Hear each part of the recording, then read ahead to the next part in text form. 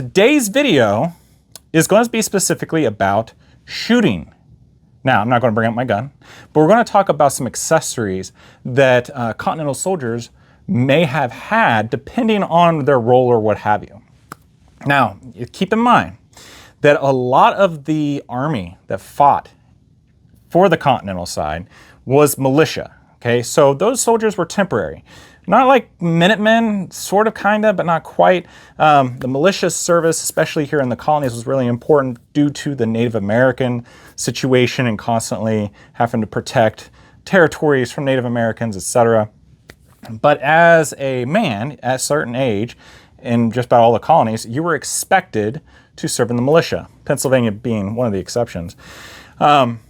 So for militia service, when you would go to drill, it was expected that you had your powder horn and your musket, and you got a bounty for it. Now, if you didn't have your powder horn or your musket or your ball, then don't worry about it. The colony would, take care of you. However, to try to encourage the men to bring their own stuff so it's not a burden on the colony, you got kind of a stipend for it, okay? Now, ideally, for militia service, you would have a pound of powder that you would carry with you. So a small horn like this would be considered like a hunting horn or a day horn, would not carry a pound of powder. A larger horn, possibly like this, may have carried a pound of powder. And you're also expected to carry your own shot. This video is going to dive into the powder horns. What you see in front of me, though, are some deer hawks, because one of my projects, my ADHD-ness, is to make a shot bag, or a possibles bag. This is also called. And that's what you would carry with you, that would have your implements to clean your gun, to service your gun, extra lead, etc., etc., etc. Okay, so I'm prepping this right now with some brain tan solution. I've been working this all day, and I just thought, since I'm going into this, I'd show you this, give you a little bit of a precursor, something that's coming up in the future. All right, now, I have 3 powder horns in front of me. They've all been purchased. I didn't make any of these powder horns. This one I purchased because it has a really cool emblem I'm going to show you, and it has some nice inspiration. One of the things I want to do on this horn especially is do some scrimshaw. I've never done any scrimshaw. It's that rabbit hole thing and the ADHD thing. One thing leads to another. I'm like, that sounds like a cool thing to do. So I got the tool and everything to do it, but I wanted a real world example, especially one that's halfway decent. That way I could kind of, not copy it, but kind of go off of layout and nuance. There's certain things that you can pick up from an example and that you can't just pick up from a picture. Okay, so what I have here is a small hunting horn, or a day horn, and I made the strap out of leather. This is a 1-inch strap. They were rather narrow at the time. And position-wise, from what I have been able to discern from pictures and other reenactors, and I put this on backwards, is that you want it to be easily accessible. You don't want it to be down by your hip. All of the period images of powder horn use, oops, hopefully I didn't get the mic, pretty much has it right under the armpit, so maybe even higher than what I've got it here. You can always cut it. You can't grow it, okay? So I kind of fit this here. I haven't practiced with it yet to see if this is the exact length that I want, but as you can see, I can grab it, take out the plug, which is in there really good, and I could prime my pan, or I could use a powder measure like this, load that in my musket, and I'm good to go. Okay, so here is one of the accessories, and we're going to talk about the features of powder horns. All right, now this one I haven't trimmed yet. This one is manufactured, like I said, here in the United States by a maker, really good maker, by the way. You can see where it was turned on the end. Now, regionally, powder horns had certain features. So in the South, it was often it was common to have banded powder horns. Before the American Revolution, it was common to have map horns. So they would scrimshaw maps of the various areas that they're venturing into, or maybe they've seen on campaign or what have you. Maybe special sites of battles or waterways. Waterways especially are very important when you're going out into the woods and you're trying to navigate one way or back. Okay, so knowing what waterways that you have explored and where they branch off to could be very beneficial in early colonial America. All right, but these two are made by the same maker. They both have the acorn tops to it. This one has been worked with a fluted end piece, I guess, and this one's pretty plain. All right, I'm going to move the camera up close so you can kind of see these and some of the details. Okay, you may be wondering why the thin strap. You know, having a leather thong, or wang as they were often called, was pretty common in the time period because you want something that could be easily maneuvered roundabout on your side. The more strap that you have, that's more friction. Now, if you're loaded up with a bunch of other gear, then that can be a real problem. So having something narrow like this that would still be very strong works wonderfully. You can see the maker on here had 3F. That indicates the powder that was used in here. You can kind of see the filed down fluted side, so it's a nice artistic rendition of it. You notice the brass tacks. So it's common to have about 6 to 8 brass tacks. Now there is a safety feature with powder horns because if you want this thing to go off, you want it to be able to go off and explode outward, your plug to leave, instead of throwing shrapnel everywhere. So having fewer tacks is a nice safety feature. If we take a look at this one's the larger one. And I don't think I can show you, but one of the prized features of yellow horn or white horn is it's fairly translucent. So you can stick this up in the sun, you can see how much powder you have left in your horn, besides just feeling the weight of it. You can kind of see here the plug showing through. So that's a nice feature. Now these type of colored horns are really nice for scrimshaw because then you can use India ink or something similar and get that nice color to show through. All right, so nice contrast. Now a lot of people will dye it like this maker. Now this maker did several very common things for powder horns in the 18th century. A lot of powder horns that you find on eBay are actually more 19th century horns, especially with originals. But you can see here, this is a hunting scene. We've got the deer over here, we've got the 2 dogs, we've got a little curlicue. Here we go. S.M. Birney, his horn, 2009 or 19, I think it's 2009. And also you can see how this was filed down to give it a little bit of recessed characteristic, and it was dyed. Both ends were dyed a little bit. All right, and this is what really sold me on it. I really like that eagle. It's like, man, that's a really good job. Very folk artsy kind of way. And this guy used metal tacks instead of the brass tacks, more like metal nails. Now this plug is a lot more common, or a flat plug was pretty common in the 18th century. There are also like beehives and other things. And again, that's kind of a regional thing to tell you what horn kind of came from where. You can see some card work here, and you can see a staple here, which you can't really see it, I guess. But there's a staple on that end, and then you wrap it around there. So all horns pretty much have some type of recess. That way you can put your strap. Now this one was clearly tied around the acorn instead of using the staple. Now the plugs. Ideally, you want your plug to be tapered.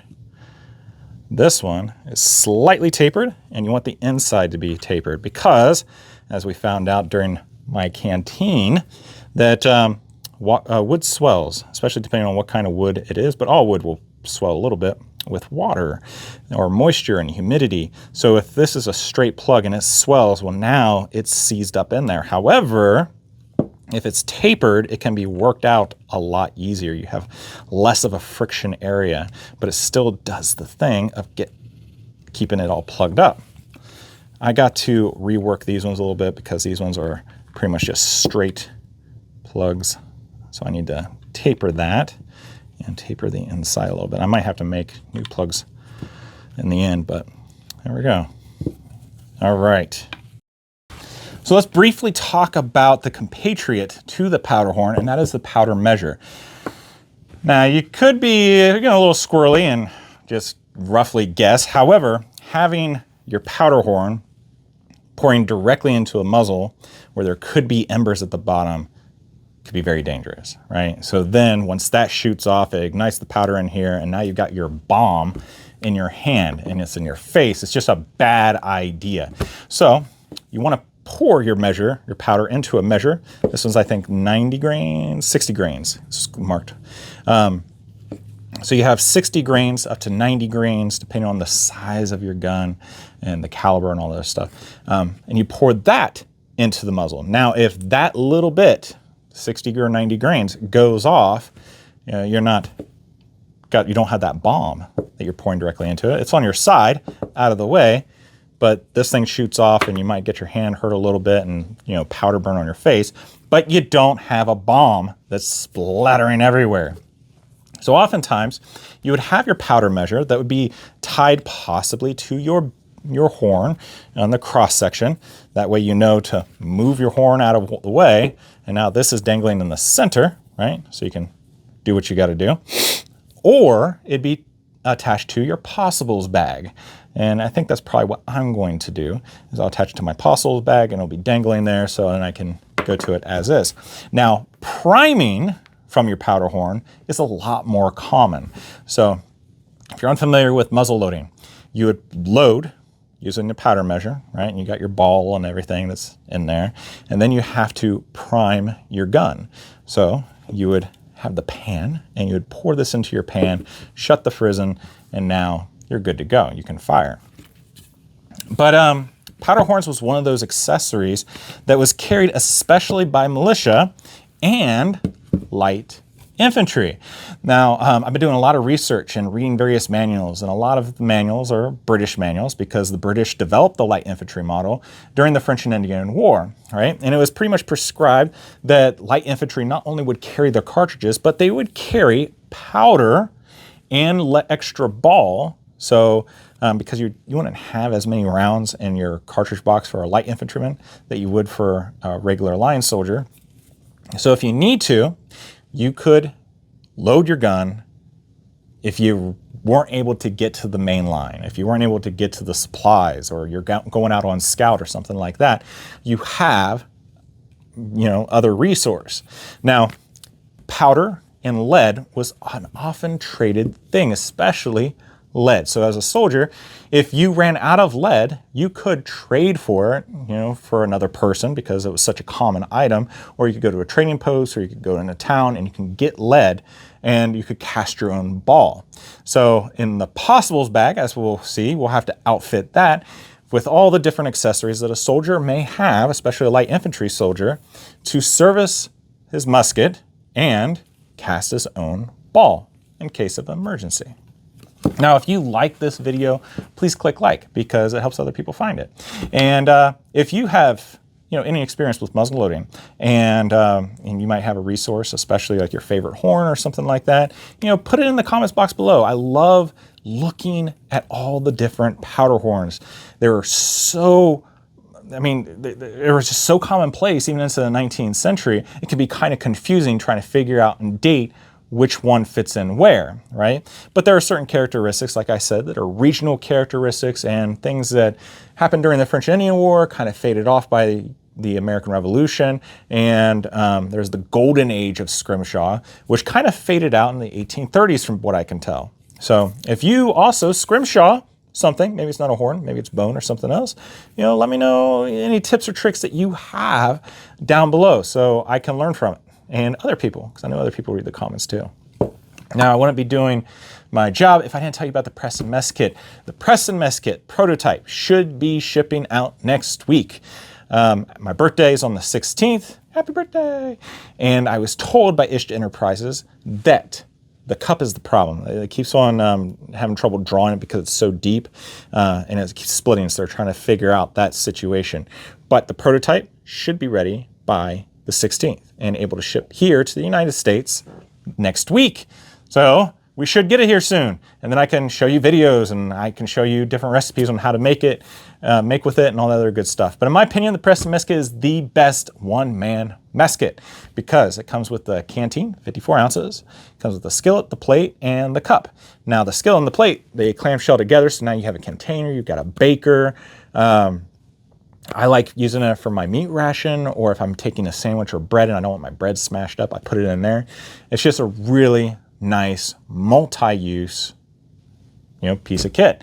And it's all made out of 316L stainless steel, so it's good for a campfire, it's good for the camp stove, it's good for your home stove. Doesn't matter, it'll fit, it'll work. Okay, so you can get secure yours for $200. In the description box below, there's a link so you can see the history about it and other details that maybe I forgot to mention. Again, description box below, check it out. Next, we are building a museum. I'm really focusing on the Preston Mess Kit right now, but as soon as that gets here, I'm really going to drive home and work with the advisory board of getting this museum built up. And we need you. Of course, we need money, right? Money is always awesome.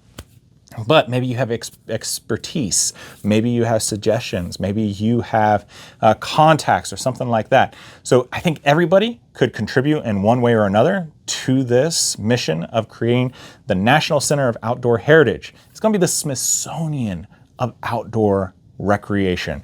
From Native Americans to modern times, it's going to be massive. We got big dreams and big plans for it.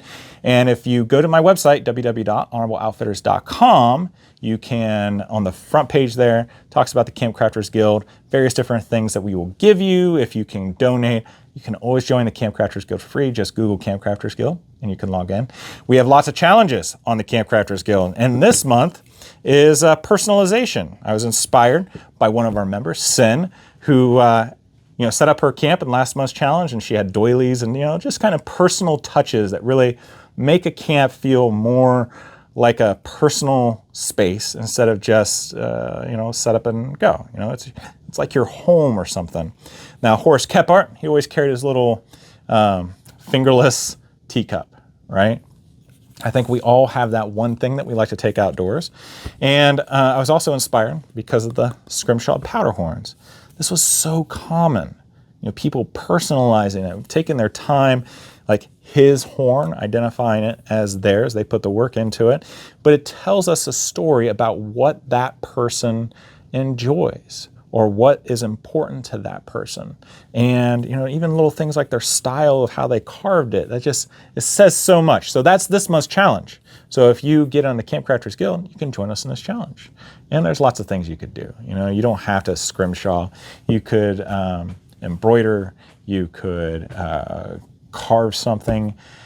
I don't know. Just personalize a piece of your gear. So again, you can check that out at www.honorableoutfitters.com or just Google Camp Crafters Guild. We'd love to have you around our campfire.